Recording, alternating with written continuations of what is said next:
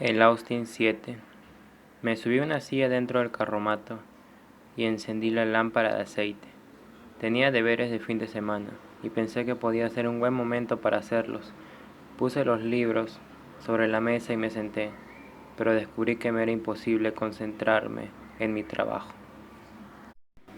El reloj marcaba las 7:30. Esta era la hora del crepúsculo. Ya estaría allí, la imaginé con su jersey el azul marino y su gorra de víscera caminando con paso suave por el sendero hacia el bosque. Me dijo que se ponía ese jersey porque el azul marino apenas se veía en la oscuridad. El negro era todavía mejor, dijo, pero no tenía un jersey negro y el azul marino era casi igual. La gorra de víscera también era importante, me explicó, porque la víscera daba sombra sobre la cara. Justo ahora estaría a punto de atravesar el seto y entrar en el bosque. Lo veía dentro del bosque, pisando con cuidado el suelo, cubierto de hojas, deteniéndose, escuchando, avanzando, y todo el tiempo buscando con la vista al guarda que podía estar parado como un poste junto a un gran árbol, con una escopeta bajo el brazo. Los guardas apenas se mueven cuando vigilan el bosque, me había dicho. Se quedan completamente quietos contra el tronco de un árbol, y no es fácil ver a un hombre inmóvil en esa posición a la media luz del anochecer, cuando las sombras son tan oscuras como la boca de un lobo. Cerré los libros, era inútil intentar estudiar. Decidí irme a la cama, me desnudé, me puse el pijama y me acosté. Dejé la lámpara encendida, me dormí pronto.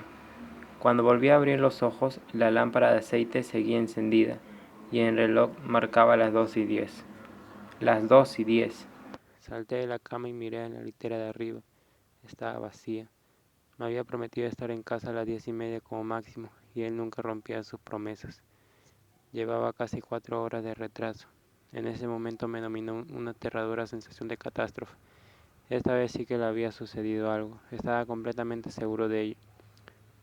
Domínate, me dije. No dejes que el pánico se apodere de ti.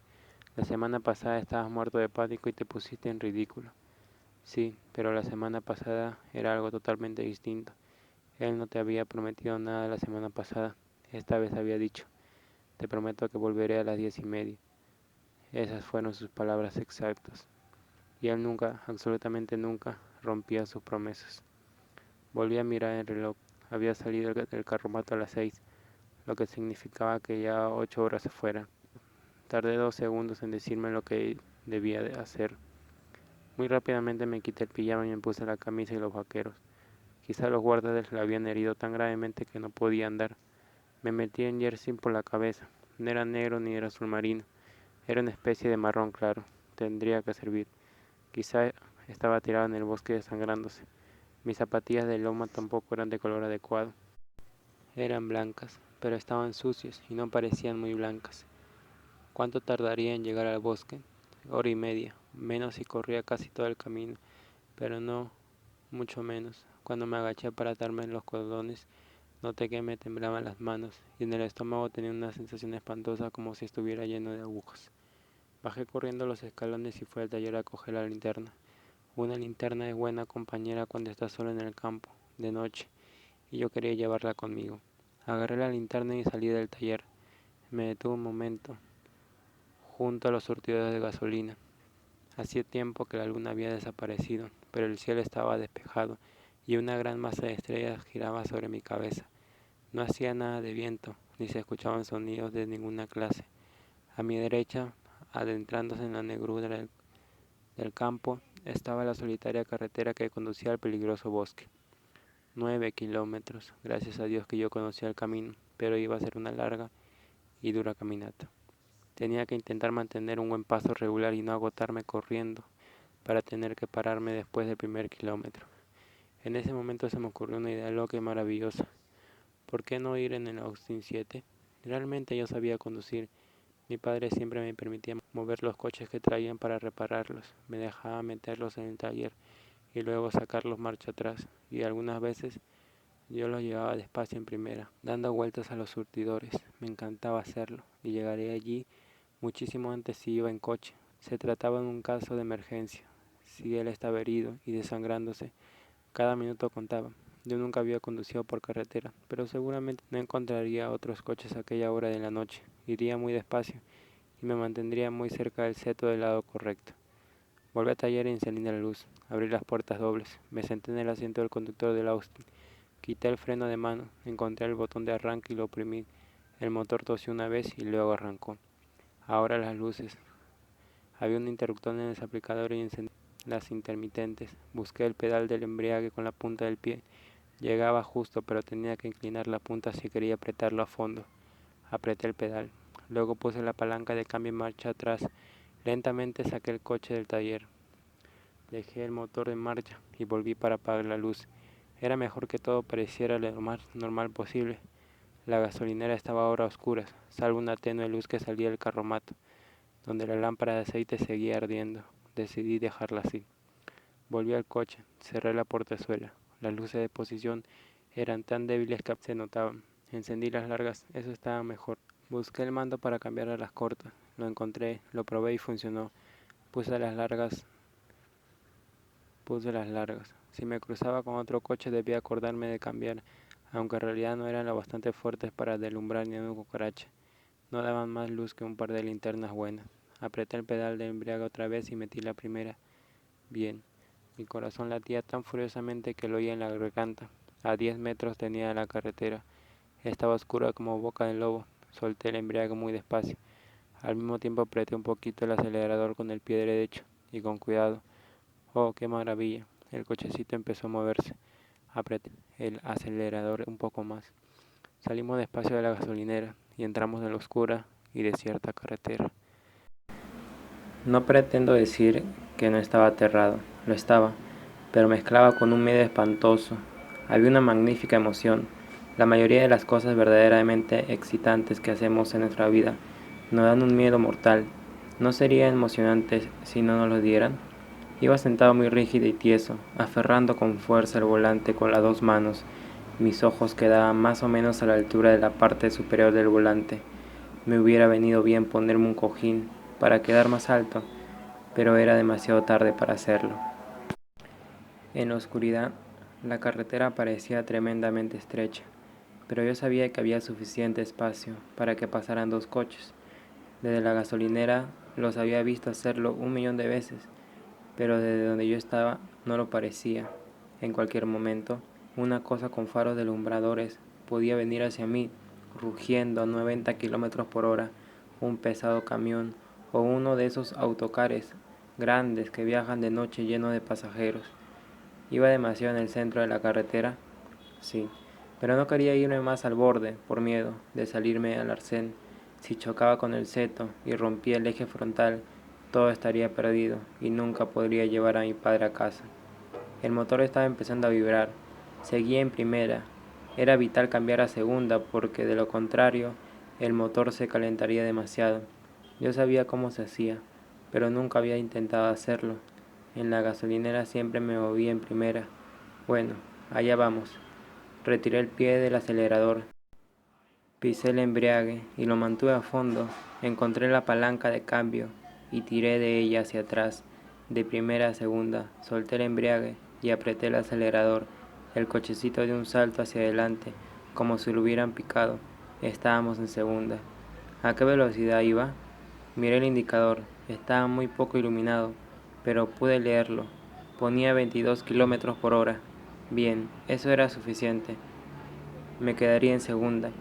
Empecé a calcular cuánto tardaría en hacer 9 kilómetros si seguía a 22 por hora. A 90 kilómetros por hora, 9 kilómetros serían 6 minutos. A 45 tardaría el doble, 12 minutos. A 22 sería otra vez el doble, 24 minutos. Seguí adelante. Conocía cada tramo de la carretera, cada curva, cada subida y cada bajada. En un momento dado, un zorro salió del seto delante de mí y cruzó corriendo la carretera con su larga y peluda cola extendida. Lo vi claramente a la luz de los faros. Su piel era de color castaño rojizo y tenía el hocico muy blanco. Era precioso verlo. Empecé a preocuparme por el motor. Sabía muy bien que se recalentaría si conducía mucho rato seguido en primera o en segunda. Estaba en segunda, tenía que cambiar a tercera. Respiré hondo y agarré otra vez la palanca. Quité el pie del acelerador, metí el embriague, palanca arriba, a un lado y arriba otra vez, embriague fuera. Lo hice. Apreté el acelerador, el indicador de velocidad subió a 45. Cogí el volante muy fuerte con las dos manos y me mantuve en el centro de la carretera. A esta velocidad pronto estaría allí. El bosque de Hazel no estaba en la carretera principal. Para llegar ahí había que meterse a la izquierda por un hueco en el seto y recorrer un camino lleno de baches, aproximadamente medio kilómetro. Si el suelo hubiera estado mojado, no hubiese sido posible llegar allí en coche, pero no había llovido desde hace una semana, y seguramente la tierra estaría seca y dura. Calculé que ya debía de estar bastante cerca del sitio donde había que torcer. Tenía que ir con cuidado, sería fácil pasárselo. No había puerta ni nada que indicase dónde estaba, era simplemente un hueco en el seto, justo lo bastante ancho para que pudieran pasar los tractores de la granja. De repente, delante de mí lejos, justo debajo de la línea del horizonte, vi una mancha de luz amarilla. La miré y me eché a temblar. Era lo que había estado temiendo todo el rato. Muy rápidamente la luz se hacía cada vez más fuerte. Estaba cada vez más cerca y en pocos segundos tomó forma y se convirtió en el largo rayo blanco de los faros de un coche que corría hacia mí. El punto donde yo tenía que girar debía de estar ya muy cerca. Estaba ansioso por llegar ahí y salirme de la carretera antes de que aquel monstruo me alcanzara a mí. Pisé con fuerza el acelerador, el pequeño motor rugió, la aguja del cuentakilómetros subió de 45 a 52 y luego 60, pero el otro coche se acercaba velozmente. Sus faros eran como dos ojos blancos deslumbradores que se hacían cada vez más grandes, y de pronto toda la carrera delante de mí estaba iluminada como si fuera de día. El coche pasó a mi lado silbando como una bala, pasó tan cerca que sentí su viento a través de la ventanilla abierta, y en esa fracción de segundo en que estuvimos uno junto al otro vislumbré la carrocería pintada de blanco y supe que era la policía. No me atreví a volverme para ver si se paraban y venían tras de mí. Estaba seguro de que se iban a parar. Cualquier policía del mundo se detendría si de pronto se cruzara con un niño que condujera un cochecito por una carretera solitaria a las 2:30 de la noche. Mi único pensamiento era huir, escapar, desaparecer, aunque Dios sabe cómo iba a conseguirlo.